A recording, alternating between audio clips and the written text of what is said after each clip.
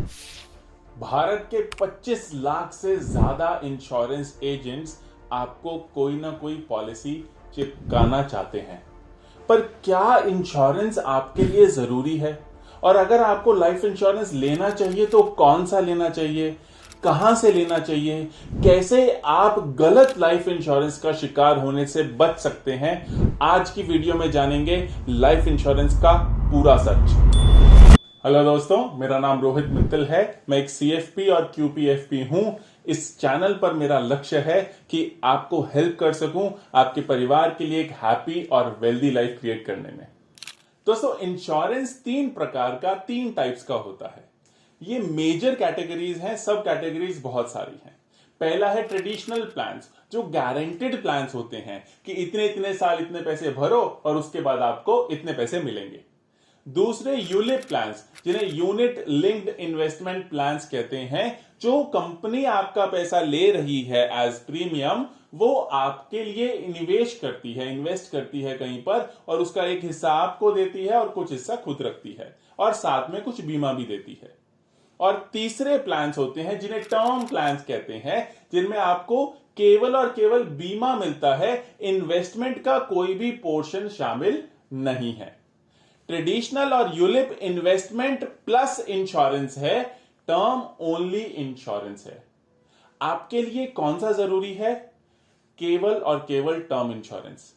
क्या सही में जरूरी है?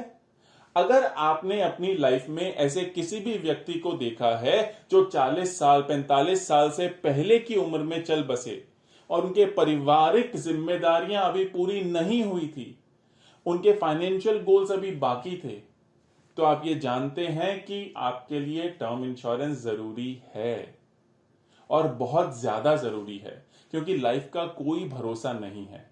पर जरूरी है इंश्योरेंस। इंश्योरेंस और इन्वेस्टमेंट को एक साथ ना मिलाएं। जब हम ऐसा करते हैं तो हम हमारा नुकसान कर रहे हैं। हमें क्या करने की जरूरत है कि हम एक इंश्योरेंस प्लान ऐसा लें जिसमें हमें बहुत बड़ा इंश्योरेंस मिले। करोड़ रुपए तक का टर्म प्लान 10 से 15 हजार रुपए एवरी ईयर की किस्त में बहुत आसानी से आ जाता है। ये डिपेंड करेगा आपकी एज कितनी है, आपकी स्मोकिंग हैबिट्स कैसी है, इन सब चीजों के ऊपर। अब बात करते हैं कि इन्वेस्टमेंट और इंश्योरेंस साथ में क्यों नहीं करनी, क्यों नहीं लेने ट्रेडिशनल और यूलिप प्लान्स। ट्रेडिशनल प्लान्स जो ठप्पा लगाकर आपको दे रहे हैं गारंटेड, वो गारंटी लेंगे आपसे उतनी जितनी बाजार में एफडी की रेट ऑफ इंटरेस्ट है, या उससे थोड़ी सी ऊपर। जैसे आज की डेट में 7-8% की आपको रिटर्न मिल जाएगी, जिसको IRR कहते हैं, जिसको कुल ब्याज आप समझ सकते हैं।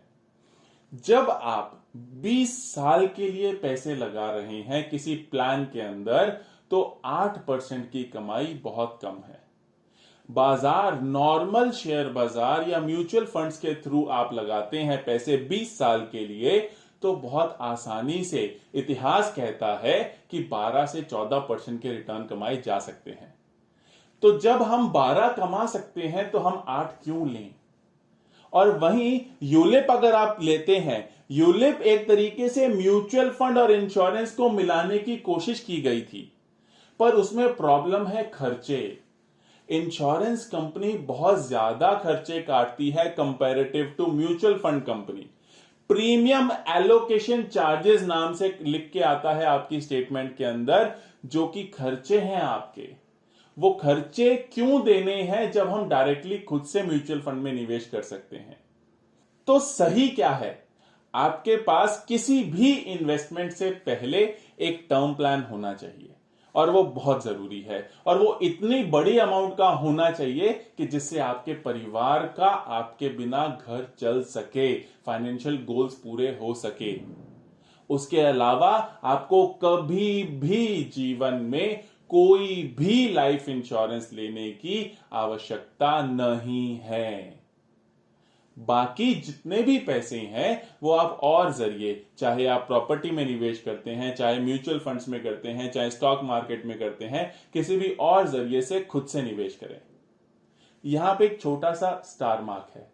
अगर आप एक ऐसे व्यक्ति हैं जो खुद से रेगुलर निवेश नहीं कर सकते हैं, जिनकी जब तक मजबूरी नहीं पड़ती तब तक बचत नहीं होती, तो शायद आपके लिए ट्रेडिशनल प्लान्स या यूलिप प्लान्स अच्छे हो सकते हैं, क्योंकि उनमें किस्त का डंडा आ जाता है कि अब किस्त तो भरनी पड़ेगी। लेकिन अगर आप थोड़े से भी समझदार हैं इन्वेस्टमेंट क्यों करनी चाहिए इस पॉइंट को लेकर, तो आपके लिए ट्रेडिशनल और यूलिप प्लान जरूरी नहीं है। अब क्वेश्चन उठता है कि कहां से लें टर्म प्लान। आपको टर्म प्लान लेना चाहिए एक ऐसे इंश्योरेंस एडवाइजर से जिस पर आप भरोसा कर सकते हैं, जो आपकी फैमिली को हेल्प करेगा क्लेम आने के टाइम, अगर क्लेम आया तो, जो काम ही इंश्योरेंस का करता है। जो भी पार्ट टाइम चलते फिरते थोड़े टाइम के लिए एजेंसी ली, ऐसे लोगों से इंश्योरेंस टर्म प्लान ना लें, ऑनलाइन टर्म प्लान ना खरीदें, क्योंकि अगर क्लेम आया तो हेल्प की जरूरत होती है। उस टाइम पे आपका जो ट्रस्टेड एडवाइजर है वो हमेशा आपकी परिवार की हेल्प करेगा। अब क्वेश्चन है कि कौन सी कंपनी का टर्म प्लान लेना चाहिए, कौन सा बेस्ट है। ज्यादातर कंपनीज अच्छी हैं। लोग आपको यह समझाएंगे कि और सारी कंपनी तो बेकार है, जिसका मैं बेचता हूं सिर्फ वही अच्छी है, पर ऐसा नहीं है। कोई भी अच्छे ब्रांड्स जो बड़ी इंश्योरेंस कंपनीज हैं, उनमें से आप किसी का भी ले सकते हैं। ख्याल रखने वाली बात क्या है कि आप इंश्योरेंस कंपनी को झूठ ना बोलें। जो आपकी आज की सच में स्थिति है, चाहे हेल्थ से रिलेटेड, चाहे फाइनेंसेस से रिलेटेड, चाहे आपके परिवार से संबंधित जो भी जानकारी आपसे फॉर्म में पूछी जाए, वो बहुत ध्यान से और एकदम सच सच भरें। बाद में कुछ बदले तो बदलने दीजिए, पर आज का सच हमेशा फॉर्म पर लिखें। अगर आप सच बता रहे हैं तो 99% चांसेस हैं कि कंपनी आपका क्लेम रिजेक्ट नहीं कर सकती।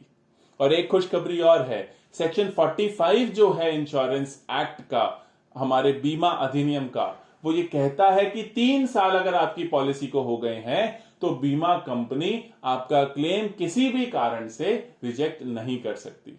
तो आप सच बताएंगे तो पहले 3 साल में भी क्लेम आएगा और 3 साल के बाद तो क्लेम आना ही है। इसीलिए बातों में ना आए। अच्छे ब्रांड्स जितने भी आप जानते हैं, उन सब में से किसी भी एक को चूज करके आप उसकी पॉलिसी ले सकते हैं अपने ट्रस्टेड एडवाइजर से। अगर आपने टर्म प्लान ले रखा है तो कौन सी कंपनी का, कमेंट करके जरूर बताइएगा। और इन्वेस्टमेंट करना कैसे है, क्या इंपॉर्टेंट प्रिंसिपल्स हैं इन्वेस्टमेंट के, वो ये वीडियो देखना ना भूलें।